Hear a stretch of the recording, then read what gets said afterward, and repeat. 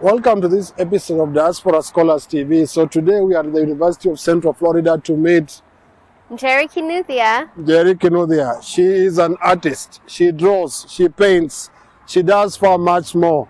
She's actually an activist. Yes. She does that through the art. So we are in Florida, the Sunshine State. Can you believe it? I came all the way to Florida to meet Njeri because of her work. Her work is very inspirational. So welcome to the show. Thank you so Thank you. much. It's such an honor. Thank you. Sure. So how long have you been to this school? I think this is my 4th year. I came in fourth year. 2021. August is when I started my schooling. Uh-huh. Yeah, graduated last year and I've been teaching since then. You've been teaching since then? Yes. Oh, so you have finished your master's Yes. in fine arts? Yes. Mm-hmm.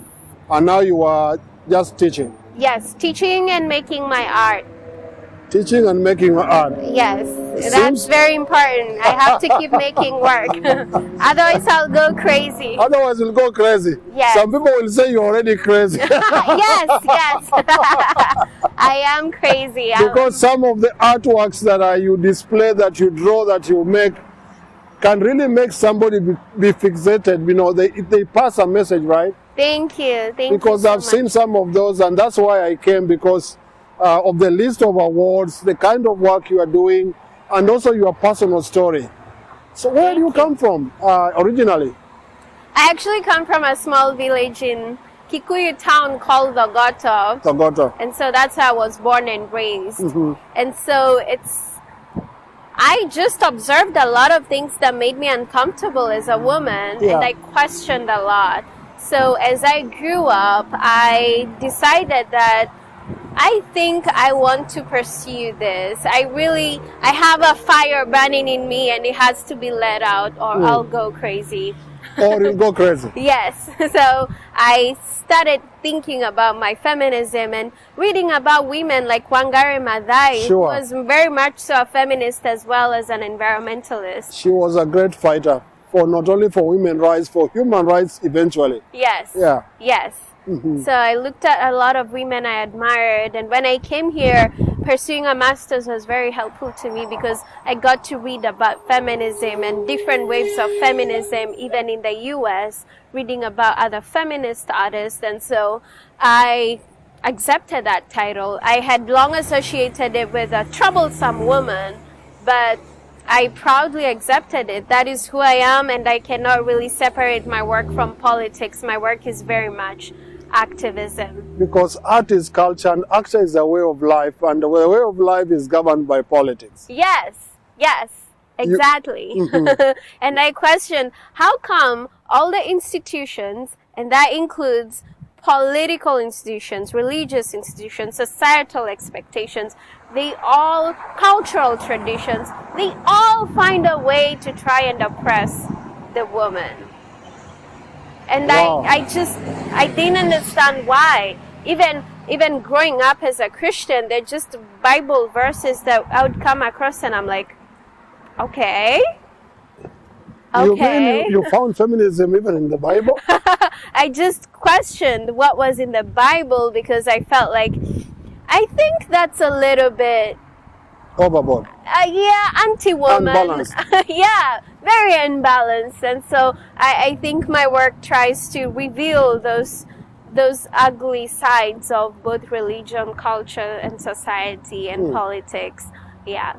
And we'll be driving there to see some of your works for sure, because they speak to many people. And some of those that I saw online, it kept me thinking the whole night. Thank you. And that's why we made this trip to come all the way to Orlando, Florida. But I wanted to find out, so which schools did you go to in Kenya? Machakos University. Machakos University. Yeah, I pursued fashion design there. Fashion design. But before then, in Togoto, which schools did you go to? Oh, it was actually Golden Heights Academy. Mm-hmm. And before that, I was in a public school called Thirime Primary School. Mm-hmm. Yeah. Some people have told me that when you are growing up as an artist, you begin by drawing caricatures of your teachers. Funny enough, I never did that. I never drew at all. Really? I never knew I could draw throughout primary school. I started doing sketches of fashion design in high school. I was in Meriliki Girls. Oh, it's a good school. Yeah, and then I passed around my sketches for people to leave comments, and they were really positive. So I told my parents I want to pursue fashion design. They were extremely supportive. So I applied to Machakos University for fashion. I got in. And when I got in, I was bored with dressmaking and sewing. I thought, this is not fun. This is not fun. So, this is not art. Yeah, this is not art. So I started doing portraiture on the side. Got a lot of commission work. I made money on the side. I'm sure that is not even money on the side. It's just money on the table. I don't think the concept of side applies here. Yeah, I was doing pretty well. But I thought to myself, I think I want something more than just a portrait of a person. I want something that speaks more. And that's when I applied to the US, got accepted to this great institution that is very diverse, got a scholarship, and I was met with the What was the scholarship? The Provost Scholarship Award. That's very prestigious. Yeah, so he paid my tuition, health insurance, and gave me a stipend. So it was more than I could have ever dreamed of. More than you'd have ever dreamed of. Yes. Probably because it opened up the doors for you to become a real feminist. Yes, it did. It did. I went through a lot of readings and study, and really serious study as a scholar, not just as an artist, but I was also an academic, reading and writing a lot about my work. I had to write a whole thesis and defend my work. So every single thing I do in my work is intentional. I'm not just randomly drawing a picture because I think it's beautiful. Everything is intentional. Everything, every decision I make, even the colors, even the symbolism in my work is very much intentional. And I learned that through grad school. It was very important. Yeah. Wow. And you just graduated, right, last year? Yes. Congratulations on your achievement. And you didn't stop there. You remained to be a teacher in the same school. Yes, I was very happy when I graduated, and I was wondering, wow, what now? I need to find a job. I got a call from the school. Hey, would you like to come back as a visiting lecturer teaching full time? You mean you just got a call like that? I was like, what? I just graduated. So that was my best phone calls ever. So I am very happy that I got a chance to teach here, and I really love this institution. It's just done so much for me. It has done so much for you, and it's going to do much more because you are still embedded in it. But your work is everywhere. Yes, I have that exhibition that we'll go see in Castleberry. Yeah. I have another one that is a feminist Castleberry exhibition. is in Florida. Yes, Castleberry is in Florida. Another feminist exhibition in California, Where in opening California? next week. It's in Grass Valley. Okay. And that's opening next week. I also have another Where in particular, in case somebody want to come? Talk to them. It's Granucci Gallery in Grass Valley. Okay. Yes. And the other one is in Virginia, George Mason University. George Mason University. And it's actually a national juried exhibition, and it's only for educators. So I was very honored to have an exhibition with fellow professors across the U.S. Oh my God. So that will be opening at the end of March.